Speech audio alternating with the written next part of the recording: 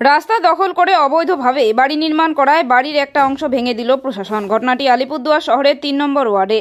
রীতিমতো বুলডোজার চালিয়ে এদিন কংক্রিট করার বাড়ির বিল্ডিংয়ের একটি অংশ ভেঙে দিল পৌরসভা। উপস্থিত ছিলেন মহকুমা শাসক বিপ্লব সরকার, কাউন্সিলর মৌসুমী বাগচি বিশ্বাস। ওই বাড়ির মালিক উকিল রায় জানান, আমার জোত জায়গা, সব কাগজপত্র আছে, কিন্তু ওরা এসে ভেঙে দিল। এ ব্যাপারে মহকুমা শাসক বিপ্লব সরকার বলেন, এটা কোর্টের অর্ডার। উনি রাস্তা দখল করে বাড়ি করেছেন, অভিযোগ হয়েছে, নোটিশ দেওয়া হয়েছে, তাই আজ ভেঙে দেওয়া হলো। কি এই বাড়িটা ভাঙছে কেন? বাড়িটা আমাদের 2002-এ আমরা জমি কিনে এখানে বাড়ি বানাই। আমার রাস্তা চলার ছিল না, এটা একটা আইল জোড়া মাটি।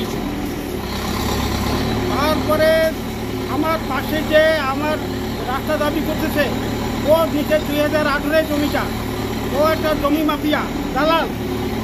তারপরে উনি এই আমার বাড়ি রাস্তা করানোর চেষ্টা করতেছে। আমার বাড়ি এখানে বাস্তু, হোল্ডিং নাম্বার, ফোনবিয়ার, প্ল্যান পাস সব কিছু আছে, তা সত্ত্বেও ওটা ওরা মানে না, বাধ্য হয়ে ভেঙে দিচ্ছে। হ্যাঁ, জোর করে ভেঙে দিচ্ছে। আপনি কি আইনে আশ্রয় নেবেন? অবশ্যই নিব। হ্যাঁ, অবশ্যই নিব। কি নেবেন? আইনে আছে কি নেই, নিব একটা কিছু নিতে হবে আমাকে। কি নাম আপনার? উকিল চন্দ্র রায়। জিনিসটা যেটা সেটা হলো হচ্ছে ওখানে এক ভদ্রলোক রাস্তার উপরে অবৈধ নির্মাণ করেছিল এবং সেটা নিয়ে পৌরসভা নোটিশও করেছিল। হ্যাঁ, নোটিশ করার পরেও উনি ওটাকে ভাঙেননি। এবার আদার যারা ওই সাইডে জমি আছে, যারা জমি কিনে রেখেছে, হ্যাঁ, তাদের বা বাড়ি আছে, তারা ওখান দিয়ে যাতায়াত করতে পারছিল না। তো যার ফলে সে ভদ্রলোক কমপ্লেন করেছিল, যেমন চেয়ারম্যানের কাছে তেমন প্রশাসনের কাছেও কমপ্লেন করেছিল। তার ভিত্তিতে চেয়ারম্যান বা আলিপুরদুয়ার পৌরসভার নোটিশ করেছিল যে তোমার ওই ইলিগাল কনস্ট্রাকশন যেটা রাস্তা হিসাবে চিহ্নিত আছে সেটা তুমি ভেঙে নাও। কিন্তু উনি কোনো কর্ণপাত করেননি, যার ফলে আজকে চেয়ারম্যান গিয়ে ওটাকে যথারীতি ভেঙে দিচ্ছে। এইটাই আর কি। আপনি গিয়েছিলেন? হ্যাঁ, আমি গিয়েছিলাম, আমার একটা মিটিং ছিল, তারপরে চলে এসেছি। কোর্টের এটা তো এই জমির মামলাটি কোর্ট পর্যন্ত গড়িয়েছিল, সেক্ষেত্রে কোর্ট কি রায় দিয়েছিল? কোর্ট তো রায় দিয়েছিল, কোর্ট তো সার্ভে কমিশনার নিয়োগ করেছিল। আচ্ছা, 2022 সালে একটা কেস হয়েছিল, উকিল চন্দ্র রায় ভার্সেস সত্যজিৎ চ্যাটার্জি।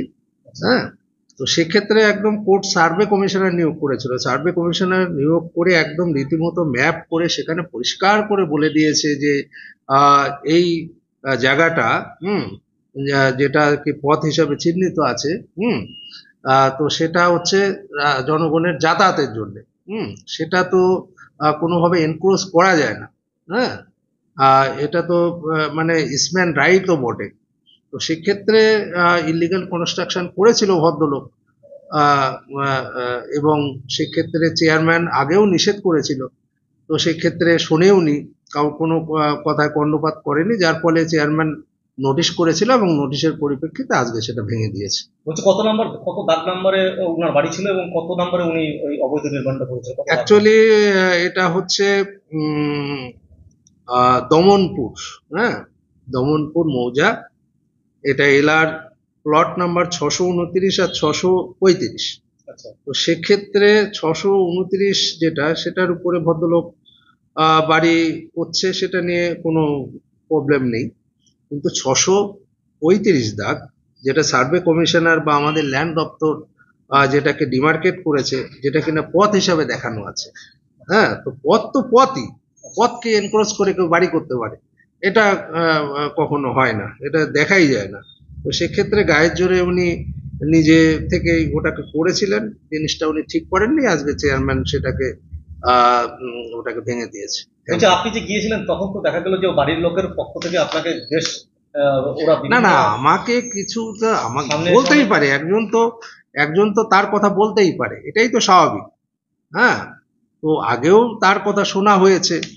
যে ভদ্রলোক কমপ্লেন করেছে, মিস্টার সত্যজিৎ চ্যাটার্জি, হ্যাঁ, সে তো একাধিকবার বিভিন্ন দুয়ারে দুয়ারে, হ্যাঁ, একাধিকবার সত্যজিৎ চ্যাটার্জি যিনি কমপ্লেন করেছেন, তিনি একাধিকবার পৌরসভা চেয়ারম্যানের কাছে গেছে, আমাদের কাছে এসছে। হ্যাঁ, বিভিন্নভাবে উনি নানানভাবে নানান জায়গায় জানিয়েছে। ইভেন ভদ্রলোক যে কোর্টের রায় ছিল সেখানেও তার পক্ষে রায় দিয়েছে, তা সত্ত্বেও মানে একজন যে ইলিগাল ভাবে কনস্ট্রাকশন করেছে এটা ঠিক না। তো যাই হোক, আজকে আলটিমেটলি সেটাকে পৌরসভা ভেঙে দিচ্ছে, এটাই। Thank you.